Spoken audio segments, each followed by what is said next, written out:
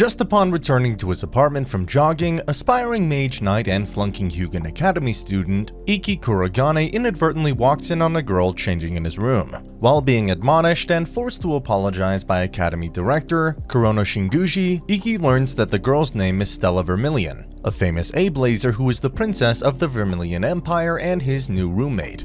When Stella announces a set of house rules which Ikki objects to, Kurono has them stage a mock battle, with the loser having to obey the winner unconditionally. Ikki accepts despite the disadvantages of his low rank, i.e. being an F-rank blazer, stating that he has to work hard in order to win the 7-star Sword Art Festival. During the battle, he demonstrates powerful fighting skills and memorizes Stella's technique, which he uses against her through his technique Blade Steel. As a last resort, Stella activates her noble art, but Ikki counters it with his own noble art, outmaneuvers her attacks and strikes her, winning the battle but collapsing from exhaustion. Later, Kurono visits Stella and explains that despite Ikki's strength, he flunked the Academy's evaluations due to his peculiar style. She then recommends her to follow Ikki's style so she could improve. Returning to the apartment, Stella apologizes to Ikki for her behavior.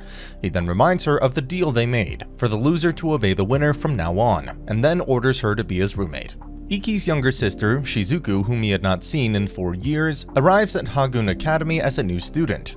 In class, Ikki and Stella learn about the selection match for the 7 Sword Art Festival from their teacher, Yuri Oriki. Afterwards, they meet Shizuku, who surprises them by kissing Ikki directly on the mouth, leading to a duel between Stella and Shizuku over the former's relationship with Ikki. Shizuku tries telling Stella to stay away from her brother, inadvertently revealing that the Kurogane family treated Ikki as if he never existed. The following evening, Shizuku meets her roommate. Meanwhile, Stella asks Ikki about what Shizuku said. He explains to her that he was born without any talent in a family that produced great blazers.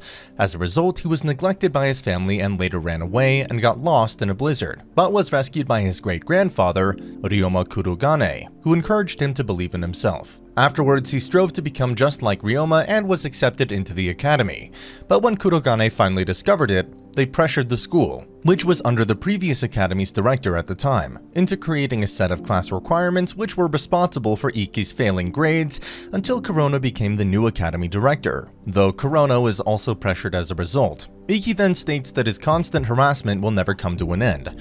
After training with Ikki, Stella tries asking him out on a date, but their conversation gets interrupted by a text message sent by Shizuku, asking Ikki to go shopping with her. Stella is shocked when Ikki accepts the proposal and decides to accompany him. During the shopping trip, Ikki has an awkward first meeting with Alice, whose effeminate personality puts him off, but he later praises her for getting Shizuku to open up to other people more.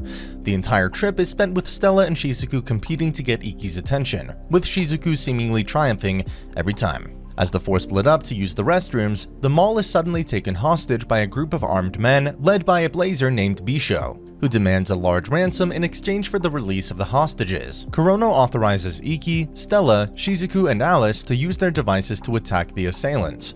When Stella intervenes, Bishu subdues her with his device, Judgment Ring. Shizuku takes advantage of the gunman's distraction to protect herself, Stella, and the hostages with a wall of water, while Ikki slices Bishu's left arm off to prevent him from using the Judgment Ring. When the gunmen retaliate, another blazer, Shizuya Kirihara, arrives and subdues them. Afterwards, Kirihara reveals that Ikki had a match against him, but ran away, and says that he will be Ikki's first opponent.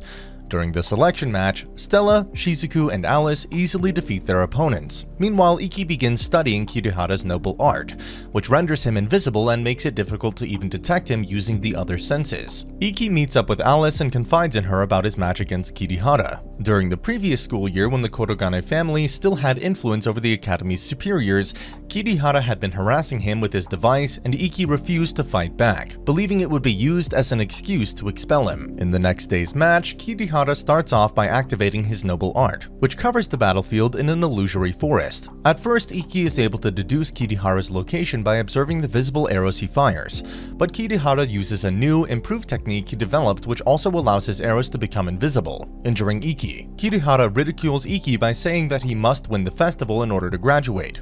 Enraged, Stella stands up for Ikki and tells him to continue fighting. Using everything he learned about Kirihara's attacks, a rejuvenated Ikki pinpoints his location with his noble art and defeats him, then collapses from exhaustion. At the hospital, Ikki is met by Stella and he confesses his feelings for her. Initially embarrassed by the confession, she then kisses him on the cheek.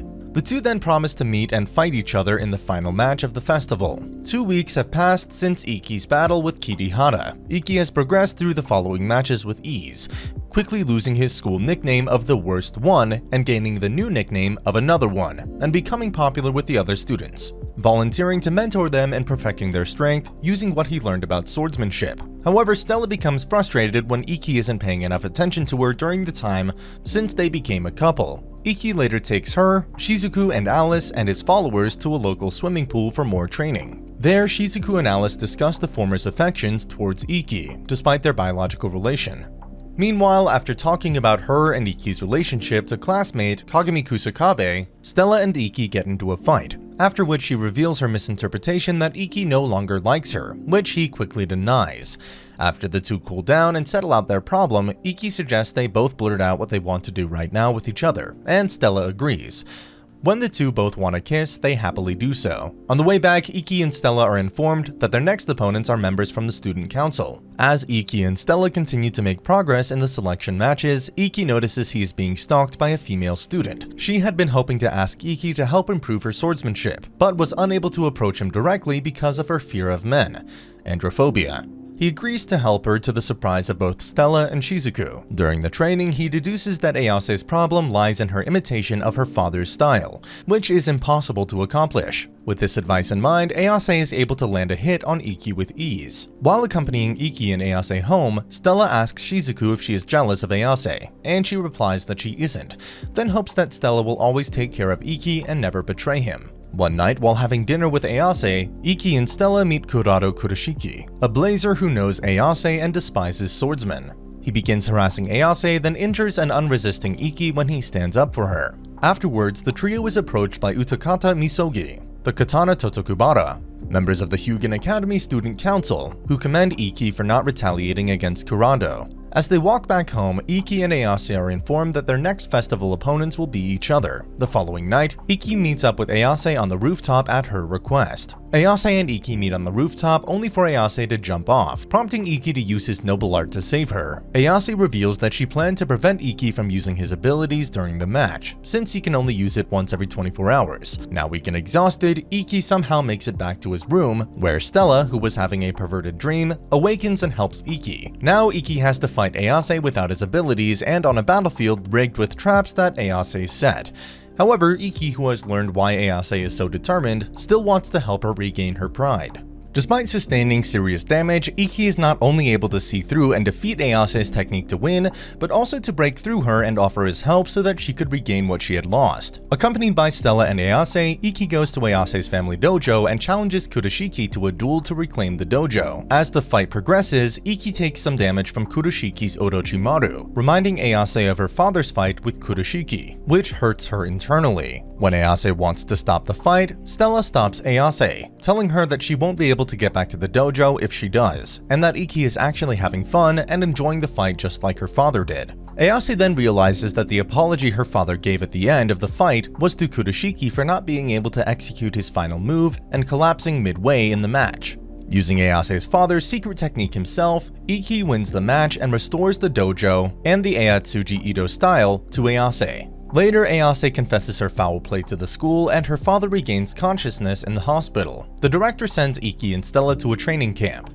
Stella is initially excited, believing she now gets to spend some time alone with Ikki. But it turns out they were sent to help the student council with cleaning up the training field. After cleaning, Stella insists on climbing up the mountains to view the waterfall with Ikki, despite having a fever.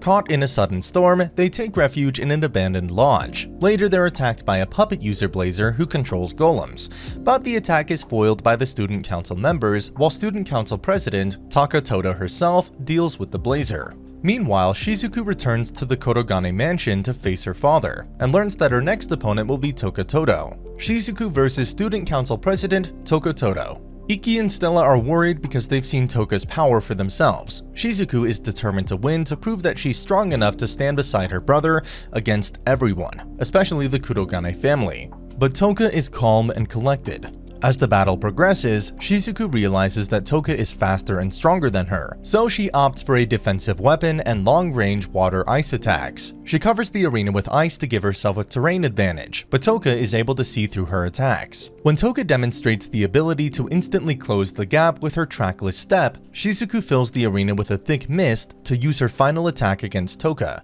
but unfortunately loses the match to Toka's attack. The ethics committee, which is controlled by the Kurogane family, and Akiza creates a scandal by photographing Stella and Ikki kissing on school grounds. Ikki later gets arrested and placed in a special prison owned by the Kurogane family, where he is continually interrogated and forced to fight the selection matches even while being imprisoned. Despite the odds against him, Ikki continues to win the matches. During one of his hearings, he appeals to speak with his father, which to everyone's amazement is granted. However, his father tells him to quit the selection process. If Ikki wins, he would cause unrest in his father's organization by inspiring those without magical ability to aim higher. Ikki is distraught that his father still refuses to acknowledge him. However, Yuri-sensei slaps him a lock of Stella's hair, reminding him of his promise to fight Stella in the 7-Star Sword Art Festival. The ethics committee informs Ikki that his final opponent in the selection matches will be Toka Todo, and if he loses, he will have to give up on his dream.